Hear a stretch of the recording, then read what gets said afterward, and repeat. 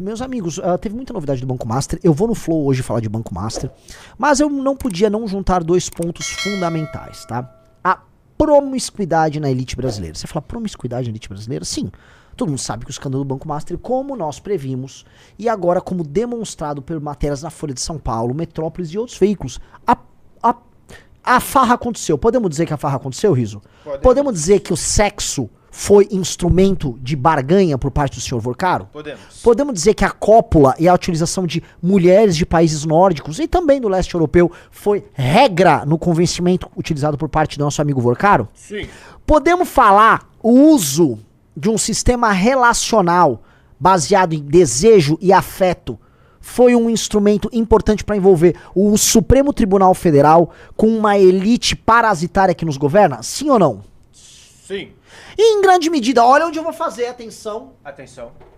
Em grande medida, no que isso se difere, tirando a parte do crime e do desejo, do casamento de Tabata Amaral com João Campos, com a presença de ministro do Supremo e de boa parte da elite pernambucana. Vejam, meus amigos, quando a gente fala de Vorcaro e quando a gente fala da elite patrimonialista brasileira, a gente tá falando de um grupo pequeno de pessoas, tá?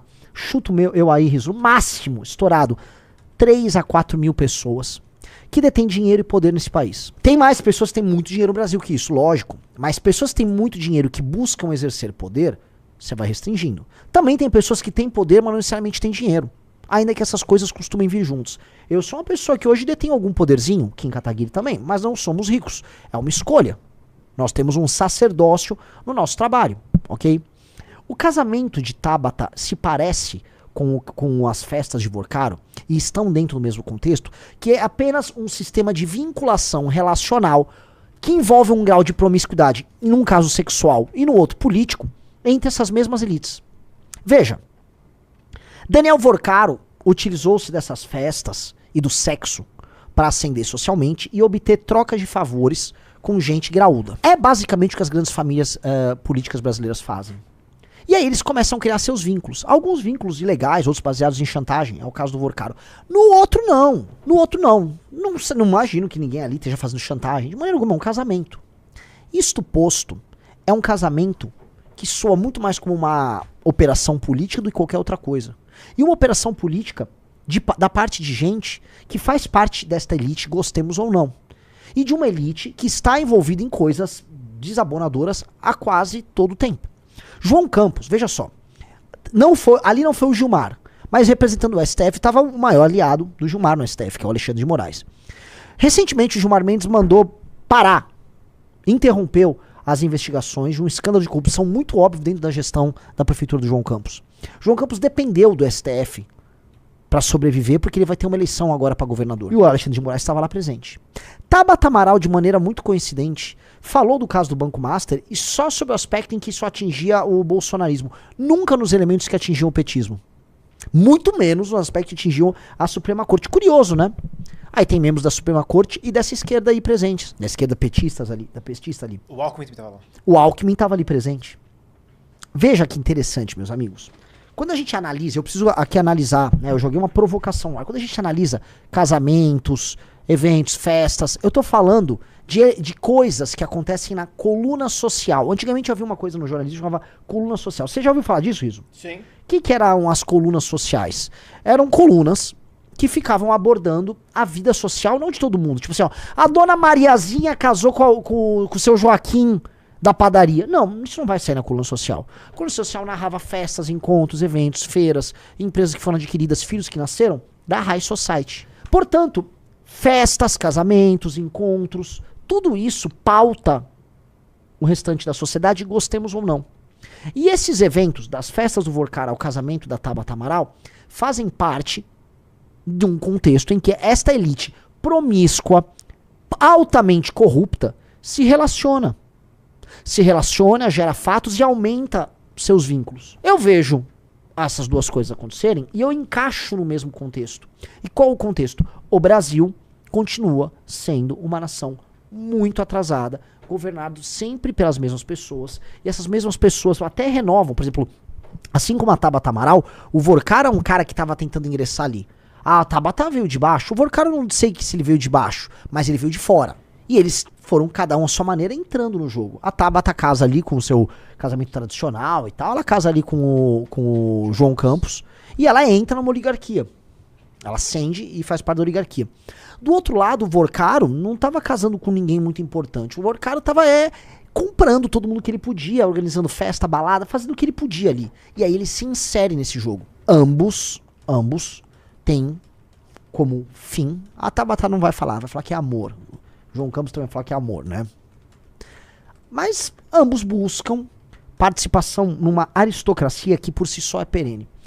Eu não costumo citar ele muito aqui, mas vale a pena citar, porque uma vez teve uma palestra do Olavo de Carvalho falando disso muito interessante, muito tempo atrás. E o Olavo falava algo que tem que ser levado em consideração. A elite econômica não é igual à elite política. A elite política, aristocrática no passado, ela tinha como característica a estabilidade. A aristocracia era estável. Eram homens, donos de terra, devotados à guerra. Isso quando a gente volta lá para a Idade Média. A novidade é a burguesia. A burguesia, ela vem do meio e ela ascende, ela ganha poder econômico e naturalmente quer poder político. E todas as grandes revoluções modernas, liberais, elas são acompanhadas da ascensão de uma burguesia que ascende. E uma das características do capitalismo são os ciclos e das famílias e os grupos econômicos que sobem e descem, sobem e descem, sobem e descem. Mas ninguém quer descer, certo? Todo mundo quer subir e ficar. Então o Olavo aborda uma coisa muito interessante, que é o surgimento das grandes fundações que você tem nos Estados Unidos, Fundação Rockefeller, Fundação Ford, e o trabalho de lobby que passa a existir de grandes grupos econômicos e empresariais, em que esses caras ascendem e querem criar meios de não descerem. Eles querem permanecer elite, eles querem ser aristocratas. E aí tem essa tensão de uma burguesia que quer virar nobreza. Aqui no Brasil, há uma burguesia ascendente? Há. O Vorcaro é um burguês ascendente. E aí ele quer, para acelerar o processo de ascensão dele, comprar todo mundo, mas em última instância todos querem virar nobres. A família do João Campos deve ter suas atividades econômicas, que eu não sei exatamente quais são. Mas quase tudo que eles fazem é ligado à atividade política. Então você vai ter gente que é cineasta, e os cineastas, a família, vão pegar dinheiro do Rouanet, vão pegar um esquema aqui e ali, uma empresa pública aqui, e todo mundo vai girando. Vai ter um game ligado, vamos dizer, à ocupação dos espaços públicos. Mas isso os torna, acima de tudo, aristocráticos. Pessoas que ocupam essas posições. Tá? E essa posição aristocrática mantém eles no jogo de maneira meio perene.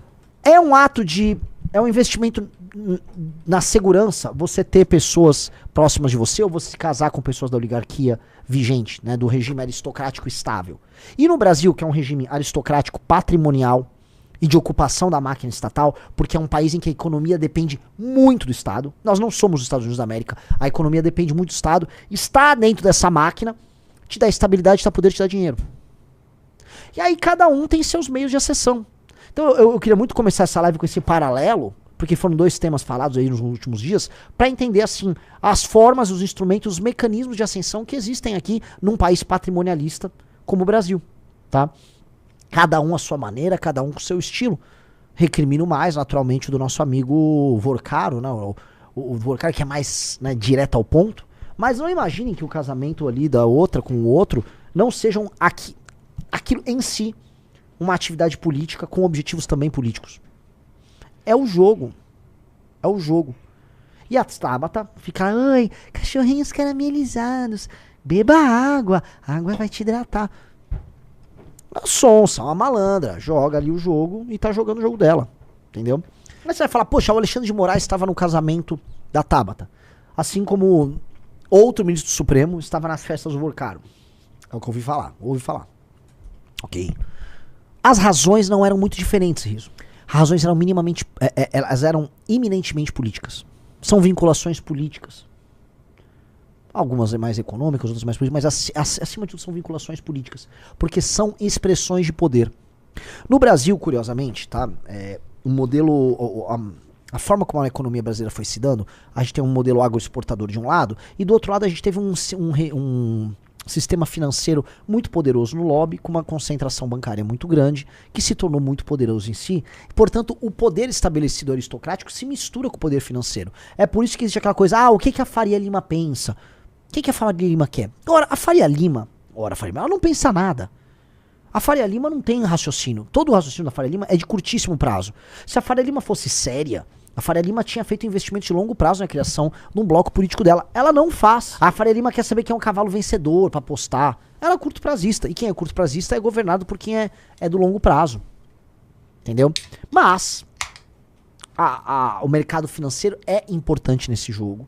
E ele tem uma importância desmedida quando comparado a outros lugares. Num país como os Estados Unidos, a parte de tecnologia ainda é enorme. Você ainda vai ter um papel importante da indústria tradicional, as grandes marcas mais tradicionais americanas e tal. Então, você tem ali um jogo que envolve muitos setores. A gente aqui, você tem um sistema financeiro grande e uma agricultura grande. Serviços, indústria, é tudo muito frágil. Tá? Mesmo o lobby deles é mal organizado.